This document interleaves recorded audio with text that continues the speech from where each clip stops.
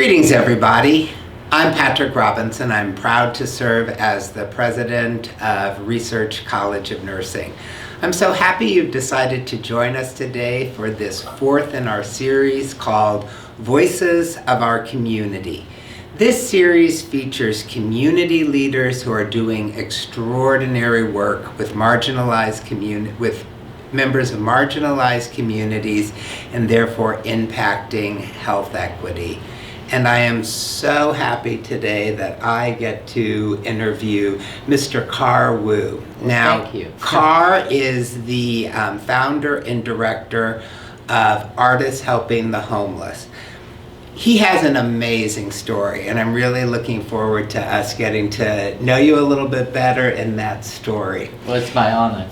Well, thank you. Now, you and I had a great coffee together a few weeks ago, and one of the first things I picked up on is that you have this amazing immigrant story. So can you tell us a little bit about your journey to the United States and what brought you here? Okay.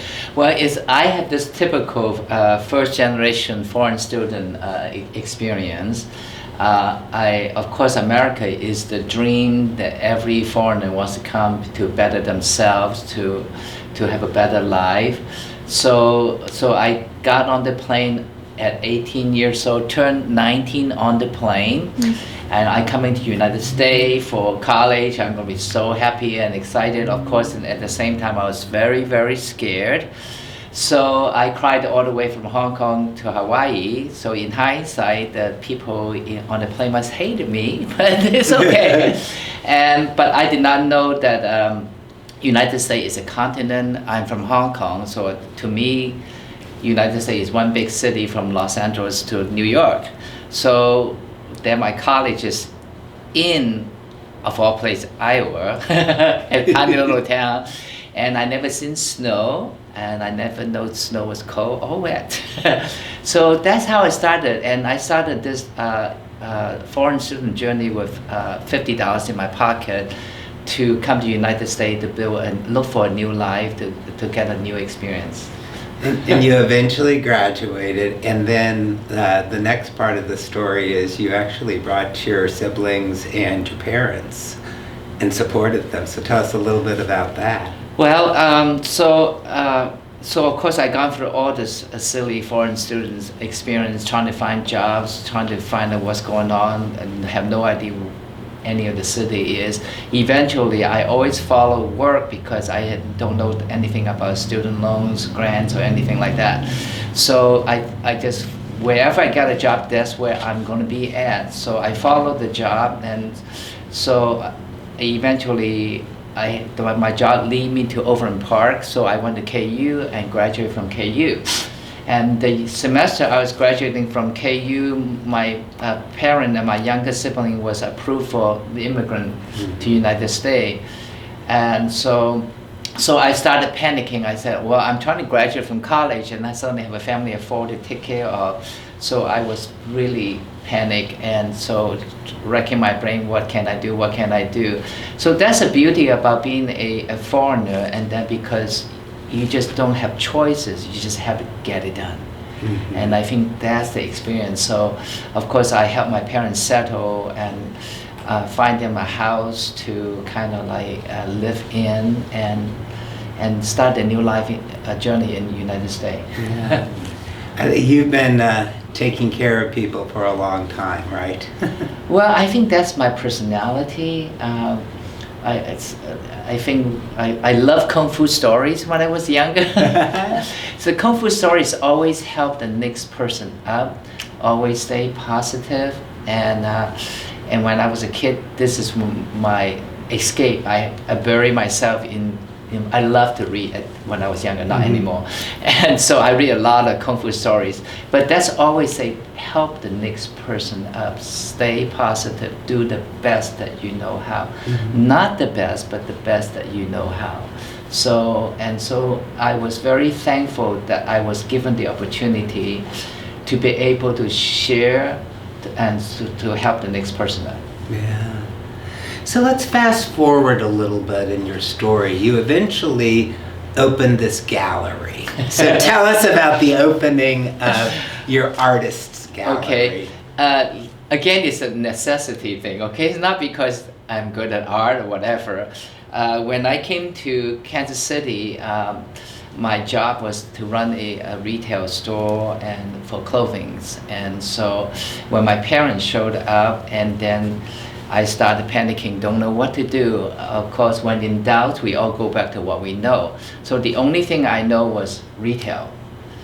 And so I said, okay, I just gonna open a gallery. No big deal. So never had done it before. Had no experience. Didn't know how I had to no curate money. art, no money. Okay. I have an empty storefront. And then, but then I also went to KU. Okay, my undergrad was business school. Mm-hmm. So then I do understand that if you try to start a business, you won't make any money.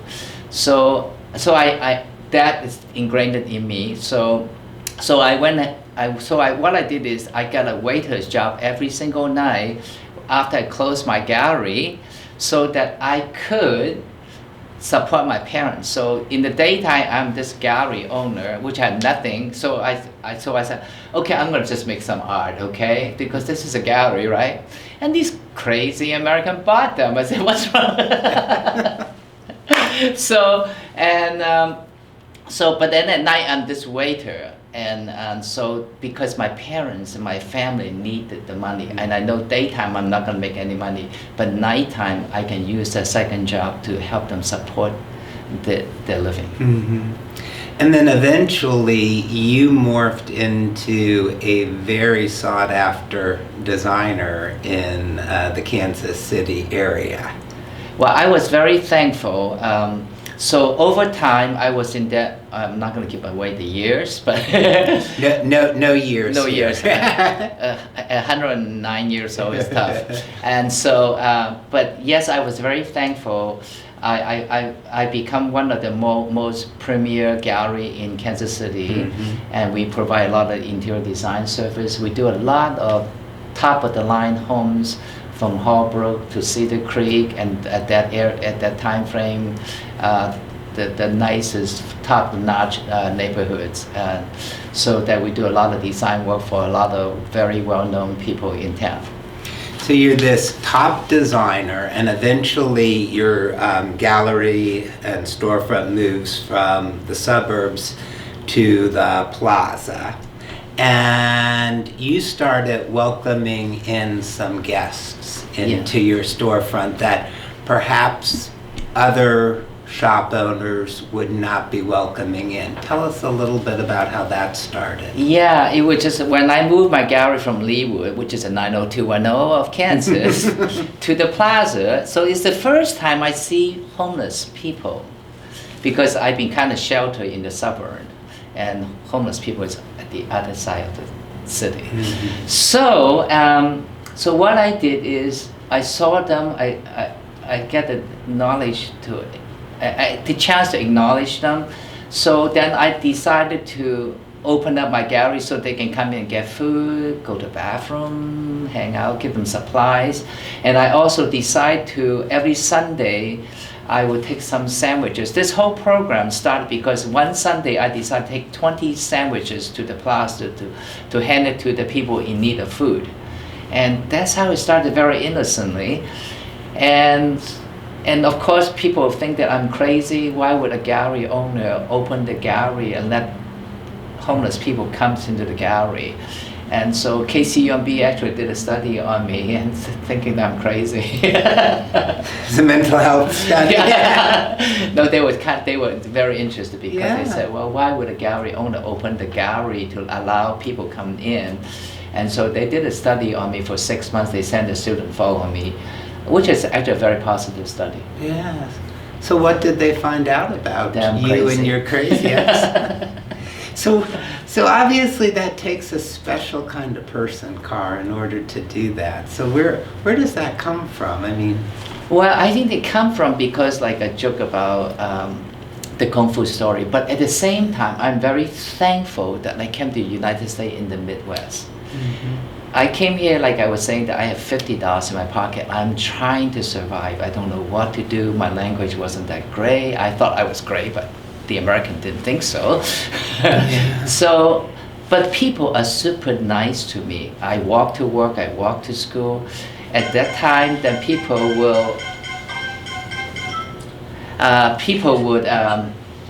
stop and say, "Hey kid, you need a ride?" And I said, "Sure, of course. I'm going to work, I'm going to school." And they said, "Get in the car." Of course, years later, then people say, "Are you crazy? Isn't it dangerous?" And I said, "No, I thought that was the American way. People are just being nice to me." So I'm very thankful because the Midwestern people are super, super nice. Mm-hmm. And may I share the story about the fire? I would love you to. Thank you so much. And so the reason why I said the people are nice to me is when I first moved to Kansas City, I got myself an apartment. I got myself the first credit card I ever owned. I'm so proud of myself. I'm grown up now. I'm moving to this giant university. I have a full-time job. I got my own apartment. And then one day at work, the news came on and said, "Hey, this apartment complex was burned." So unfortunately for me, so one of the young person in the apartment was smoking pot and fell asleep and got the apartment on fire. And so I lost everything. Of course, I just got my first credit card, so I maxed out my credit card just like every young people to furnish my apartment. And like most young people, you didn't have renter's insurance. Of course not. Who think about getting rental insurance while you're in college? Come on. And so I suddenly, overnight, I become homeless. So my boss came to me and said, "Hey, you want to take a couple of days off?" I said, "No, what am I going to do? I have no place to go now." I said,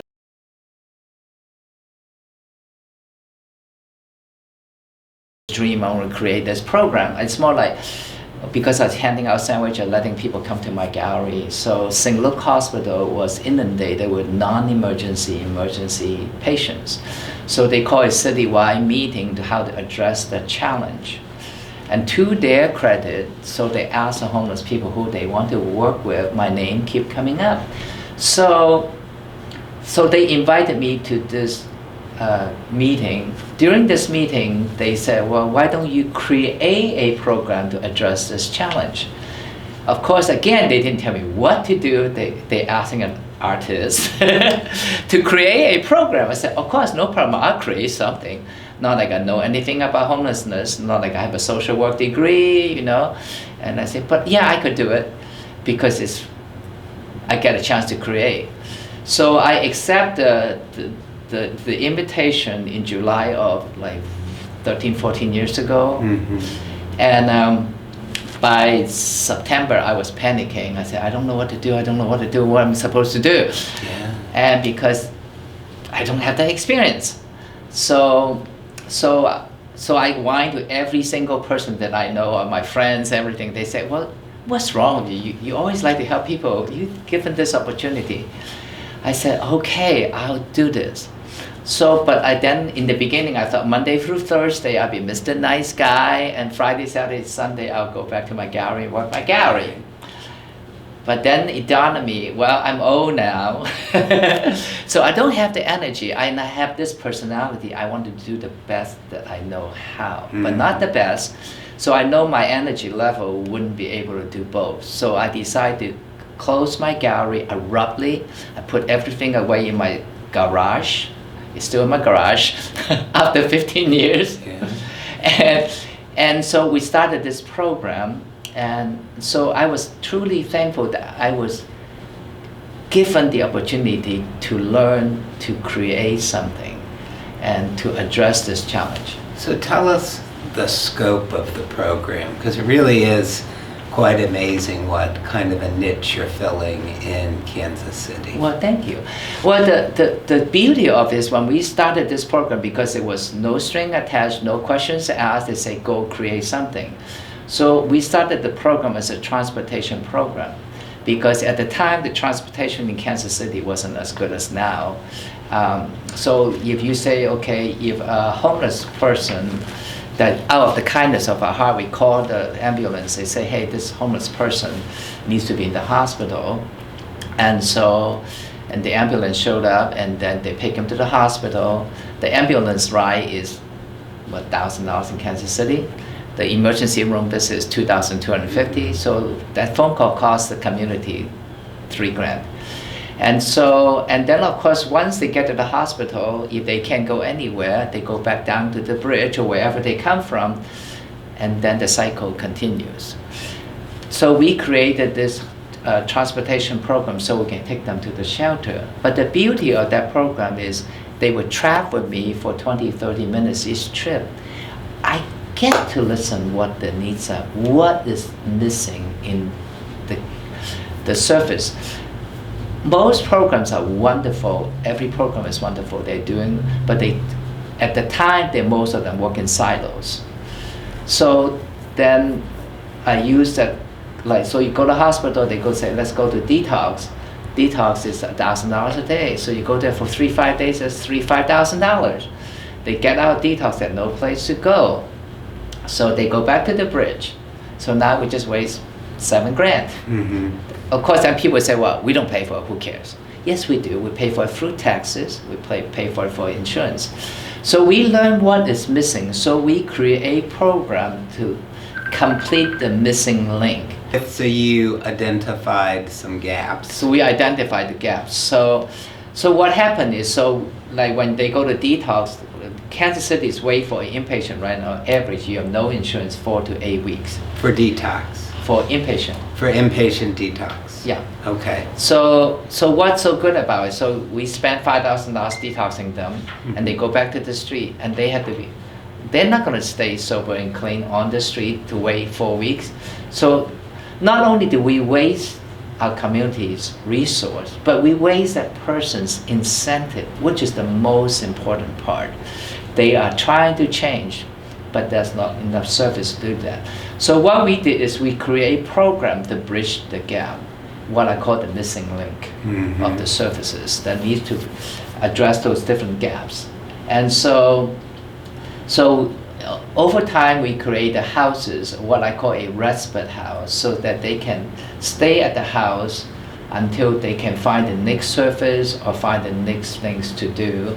And so the house is provided free of charge of everything.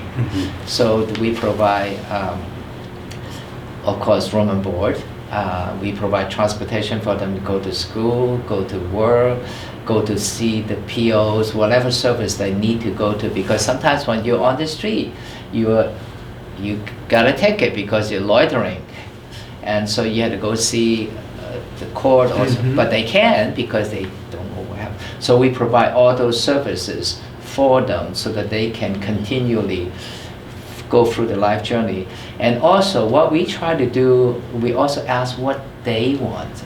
It's really important we're doing what they want, not what we want. We all want you to be millionaire, but it's what they want that's important. So we try to find out what exactly do they want, and we try to accommodate that. So some people might want to just get a job and move forward. So we find a program for them to go to. Some people have no IDs and things like that. We will try to help them put together IDs and things like that so that they can move on with life. Some people might want to go to a trade school or vocational school. So we house them until they can go to school, and so they can get the trade and so that they can get the job that they want to. Some people want to go to college. Of course, I'm the foreigner. I encourage people to go to college. Right. And so if they want to go to college, we will help them get into college. We'll house them so that give them the break so they can move forward. So we find that is the most beneficial if we work with what they want and give them the safety net. And then plus we also understand not one size fits all. So we try to place people to what they want. We study which program is more suitable for them. Then we help them, guide them to that program. And that program might not have any opening at that time. We will still house them until they can get to that. So now this way, we don't have a gap so that they can have a smooth, consistent service. And how many houses do you currently have? Not enough. Right.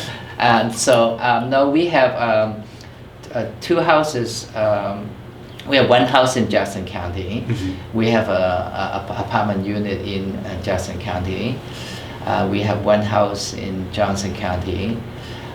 3 years ago, Douglas County got wind of what we do, so they like what we do. So they're asking us to replicate our program so in Douglas County. So now we have we replicate our program in Douglas County, and we also have two houses there. We have two different phases of the house. The first phase is a phase one. So they just sit there, kind of figure out what they need to do, what is best for them. When they put everything on track, but because of the past credit issues, criminal issues, I shouldn't say criminal charges and stuff like that, they cannot rent a place, and they don't have a rental history. So that's why we have the apartment. So they can rent the apartment from us to build their life. So now they can have a rental history. Then we also teach them how to get credit so they can raise their credit score. So now they can really move forward and get their own place. In the past 2 years, I actually have 5 of the people we served bought their own home in Kansas City. And what I'm so proud of them, not only did they buy a home, they bought it in 250,000 range homes, which is totally middle class. But they got married, they have kids. But just because we took our time to get them to have the opportunity to find what they want, what they love, what they want to do, making sure they learn how the system works, taking care of all the past issues, build the credit, now that they can truly move forward. In fact, this past weekend, one of my guys just moved, and he got married, he's gonna have a baby, he just bought a $250,000 home in Smithville. I told him I'm jealous, I'm sending all my guys over there to live, and he told me no. So how many clients do you serve in 2022? How many clients did you serve? I think last year we worked with maybe 1,600 people. 1,600. We tend to house 200 people average every year. And what's their average length of stay with you? Anywhere from 30 days to a year. So really case by case, it's what they want, not what we want. So you really maximally support what their own journey is. Yeah, because it's like, because if you put a time frame, okay, you're going to be here for 30 days, if not, you move out. And so, but in 30 days, they might just got their IDs, or they just got their job. And so sometimes they say, well, or if they get a job, they won't get paid for 2 weeks. How are they going to survive? And so those are the basic things that we don't think of as a community, because sometimes people say, why don't you go get a job? How do you get a job from Amazon is hiring? I always use this as an example. Try to get to Amazon from Kansas City, and they pay really well, right? But it's a distance. Yeah, it's a distance. And so, but if we don't provide the transportation for them, then they can get a job. But if they get that job in 6 months, they save enough money to get their own car so that they can do those things. They can build the credit. In fact, majority of people that we house in the apartment all bought their own cars because that's the first step. And so this is how we help them move forward in life. And I think you were telling me that the majority of your referrals come from inpatient settings, mental health. Yeah. Hospitals. Yeah, and hospitals. Because they would just be discharged and right back in their situation they came out of. So what do you think is the biggest misconception about the clients that you serve? I think sometimes if we take our time to get to know them, and that will make the difference, because we tend to work from fear. We saw somebody on the street, we saw an unknown person, so we can't be safe, or that person is no good, whatever. But if we get to know them, majority of them are just like you and I. They're just people.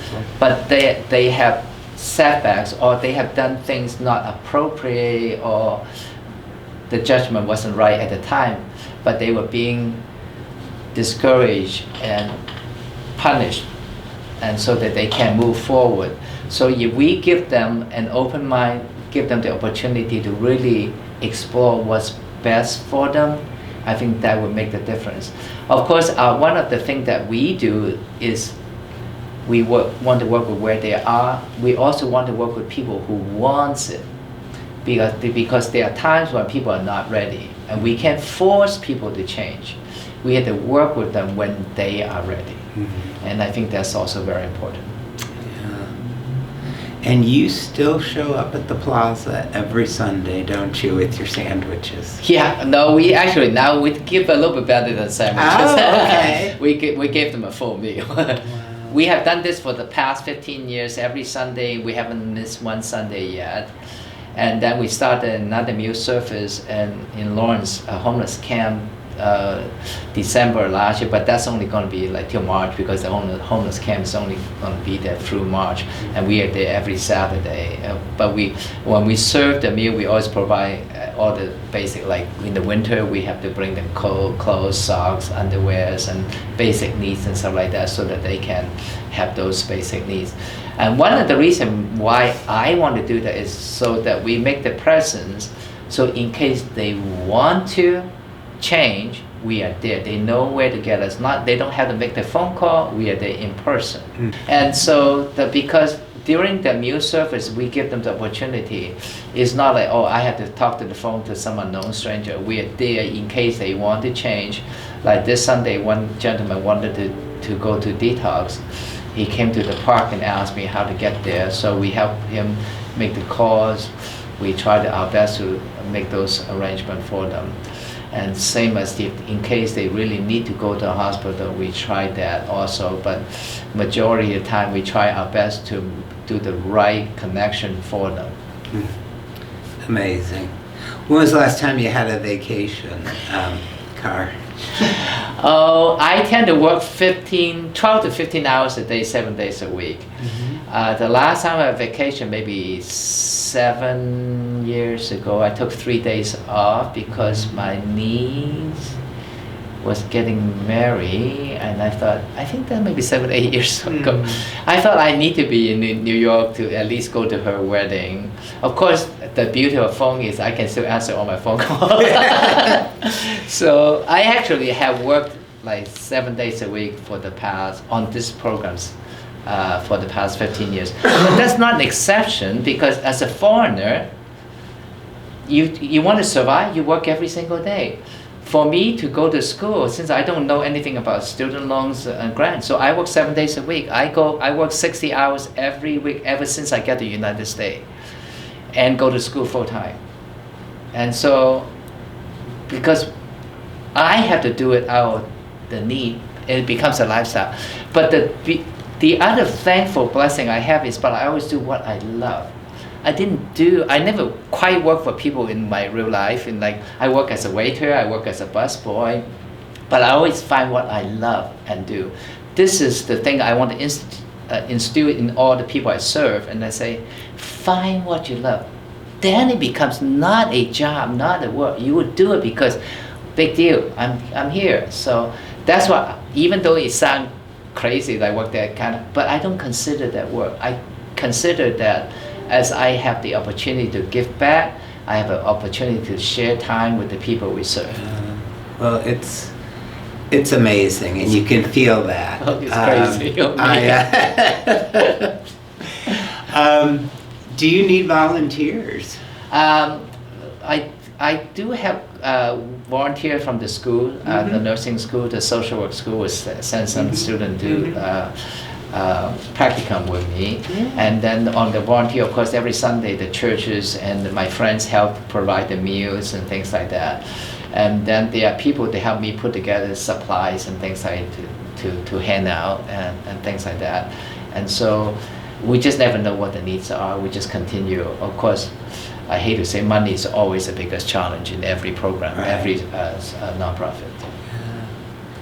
Well, Car, next we want to bring in somebody else. So you brought one of your clients. So Mr. Bryan Drescher is now going to join us. Wonderful. So he can switch seats with you, but you are an inspiration Thank to you. all of us. Your you. life story, what you've accomplished, what you represent, it's the best in humanity. Well, thank you. And it has been certainly a high privilege to meet you and to have you as my guest today. Well, thank you very much for allowing me to, and I'm truly blessed that I want to say this. I'm not religious. Okay, let me put that. But last year, middle of the year, I realized I received a calling.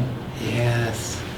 I accepted it, but I never know what a calling is. And I said, oh, that's what calling is. So I'm very blessed.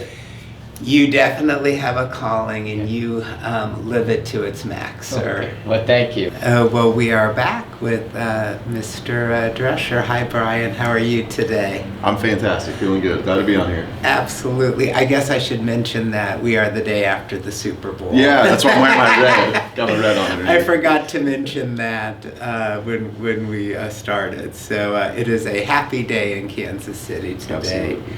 So tell us what impact Artists Helping the Homeless has had on your life. That is a tough question because it's extremely profound. And I will start by saying this is a leap for me. I've never gone public with the things that I've struggled with the last 6 years or so. But being around Mr. Wu really has given me the strength and hope, and just made me realize a lot of things about myself that I need to be open about, and I need to share experiences about. And so, yeah, I mean, I can't stress enough just how grateful I am for having gone into Johnson County Detox and connecting with one of the directors there who mentioned Carl Wu in his program, and I had heard of him, didn't know what the program was all about. I've struggled with this for a while now, with alcoholism personally, and mental illness as well. So sat down with Mr. Wu, and he told me more about the program. I'd done Oxford houses before, and they're great for many people. But Tell us what that is. Yeah, so an Oxford house is a living situation for, it's sober living basically, and they follow a certain program. I will say though that Mr. Wu's program is much more rigorous and really what I needed, because I've gone through ups and downs not my whole life, but mainly the last 6 years. And like I said, been in Oxford living, and really I had to live it all, or to lose it all, to really hit that rock bottom that was going to open my eyes more. And so I met him, and he told me about the program, and I was in right away. Said that's exactly what I needed. Sign me up. If you'll have me, I would love to be a part of it. And so moved into the Concord house in Johnson County, which he mentioned earlier, that his parents he'd purchased for his parents many years ago. I don't think he mentioned that, but I remember that from our conversation. Yes. So that was the home that he bought for his parents when they first immigrated. Yeah, that's an amazing part of the story It really as well. is. Thank you for bringing that part up. Yeah, and I was going to mention that too, is kind of the beauty of my experience is I've got some background in nonprofit work, and so he's allowed me to ride along with him many of the days that I've been there. And so that has been one of the most important things for me in my journey, is to be able to have my eyes opened in a way that I never realized could be opened. Going into shelters and tent cities and feeding the homeless in Lawrence, in the tent city that he'd set up out there, and just really seeing like, okay, Bryan, this is where you're headed if you don't figure this out, if you don't really put the work in and do the next right thing and do what you need to do day in and day out. And so it's really been, like I said, I can't say it enough, a blessing for me personally, and my journey. I think the program is phenomenal. He mentioned a little bit about there's certain days that we reach where we're allowed to do certain things. I think it's really important as well, because when you get into that point where you're homeless, which I was for about 5 days all in all, living out of my car, and people don't understand how big of a hole or how deep of a hole you dig yourself into. that creates all of these barriers that you have.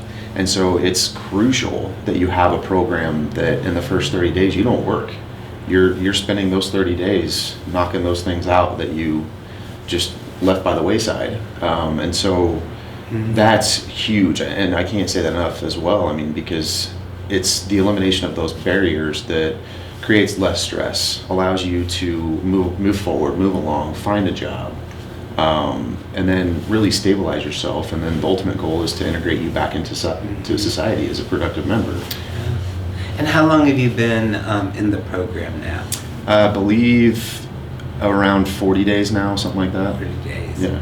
And your plan is to say, I think you were telling me before, to get to about the 120 days? Yes, yeah, so I always joke, as long as Mr. Wu will have me, as long as he'll put up with me. But yeah, I fully intend to stay for as long as I can because I know it's what I need.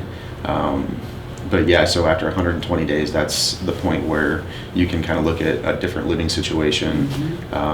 And basically, hopefully at that point, I'll be able to have my car and have transportation of my own, which will be crucial for me to be able to really do what I want to do professionally as well.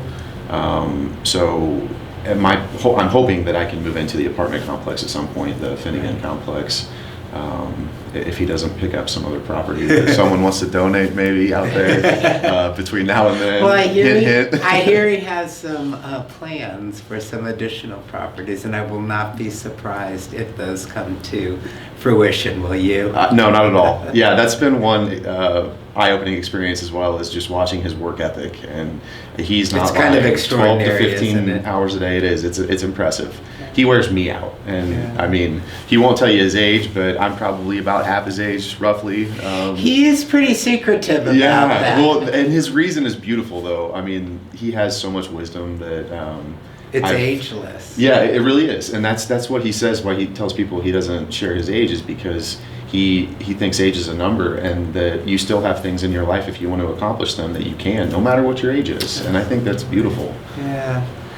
Bryan, thank you for your courage in talking to us. You know, so much of the problem around mental health, illness, and substance use is stigma. And the more we talk to people and the more we talk about it, the less stigmatizing it becomes. And so you've done a great service to us and our students. What do you think? So the majority of people who are listening are nursing students and nursing faculty. So have you had experiences in hospitals with nurses? Tell us what you would like nurses to know about people who are struggling with addiction and mental illness, and some of the things that you think our profession could have done better to serve you in those circumstances. So I will start by saying I've been in and out of intensive outpatient, inpatient, detox. So yeah, I have wide experience of different programs and what they offer. I will say, kind of as a blanket statement, is they are incredible. They really are. I mean, they know, for the most part, when you come in there, you're completely broken. I mean, just they see everyone's lowest, essentially, and they're left picking up the pieces. And sometimes that means offering affection and telling them that, hey, you made the first step. That's being right here sitting in front of me, and we're here for you. And giving that that love and that encouragement that someone like myself, when I went into Johnson County Detox, needs to hear, because I was so apathetic and hopeless that it's refreshing for someone that you don't know to be able to tell you that and offer that love to you. I think it's an important piece early on. I think some of the individuals or nurses or just people in that profession that don't have personal experience themselves with addictions or mental illness, a lot of them have maybe a brother, sister, father, mother who have experienced it, and it's really common. It is. I think that's the other thing. It really is, that most people don't understand. Right. But yes, it really is. And, if there, I think, perspective is obviously important, and we all have different experiences. But really to be able to take a step back as a professional and understand that this person came from a completely different upbringing, background, they have a different history than I do, and really meeting them on that level, I think is really crucial and important, and not the, I am better than you, or, that kind of mentality, but just being able to just, tell them that you're there for them, and that, whatever they need, that you're there for them, and just to really be that compassionate caregiver that we all seek when we come into there for that, and we're in that situation. Wow, those are quite prophetic words, and I think that's actually a really good place to end this. Thank you so much. We wish you all the best in the rest of your journey, and wish you all the best for what is next in your life. And thank you for being with us today and telling us a little bit about your journey. Yeah, no, it's my pleasure. I appreciate it. And that will do it for this episode of Voices of Our Community.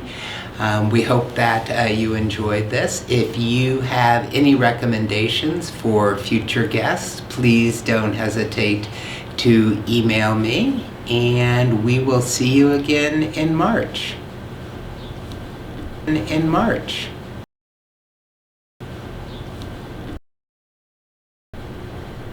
In March.